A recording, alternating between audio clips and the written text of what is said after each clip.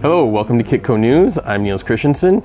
Welcome to sunny Dawson City in Yukon Territory. I'm sitting down with Deputy Premier of the Yukon Territory, Ranj Pillai, and he's here to talk about the growth that we've seen in the Yukon Territory.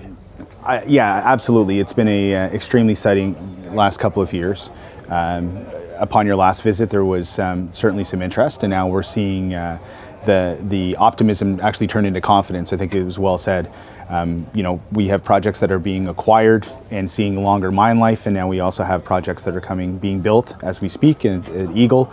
And then, of course, the Goldcorp project moving through the regulatory process, and Kitco as well. So lots of excitement and some real serious money being invested into Yukon. How much money is being, what's the resource sector contribute to the Yukon economy? How big is the resource sector? Well, you have to, I guess you'd look at it in sort of different components. Certainly from the production side, with the Minto project and now being acquired by Pembridge, we see significant contribution to our overall GDP, sort of a leader within in all sectors. But also now we see the exploration side of things really growing. Last year we were about 130 million, and we're going to see that really grow again this year. So sort of leading in the north when it comes to all jurisdictions. And then of course Eagle, I think, are spending 350 to 400 million this year.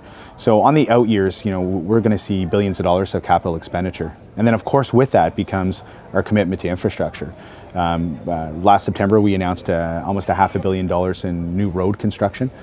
We have about 5,000 kilometers of existing roadway, but now building access to more mineral-rich areas.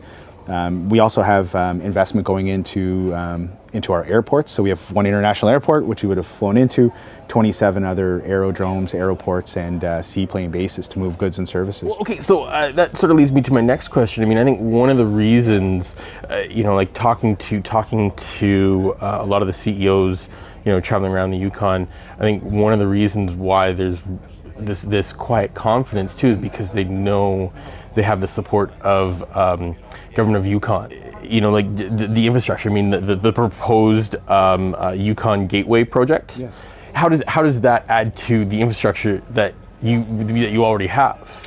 You know, I think it's the most important thing to touch on, which is really the foundation of all of the good things that are happening, is really our government-to-government relations. Certainly today, you know, we had a opening welcome from the chief of the Toronto-Quitchin First Nation. We have a close partnership with all our First Nation governments, and that's been key. So we're working together to do things such as Gateway, which is going to be very significant. It's going to give us access to 2 or 3 new deposits, but you know, we're going to do that hand in hand with our First Nation governments.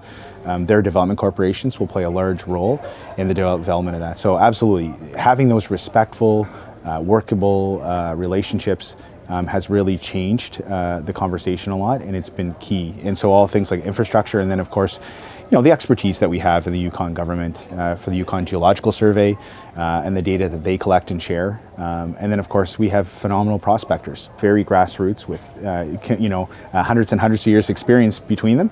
And then of course here at the investment conference, we're seeing all the amazing junior companies that really move projects through the pipeline. I thank you very much for your time. Thank you very much. Excellent. Stay tuned for more coverage from the Yukon.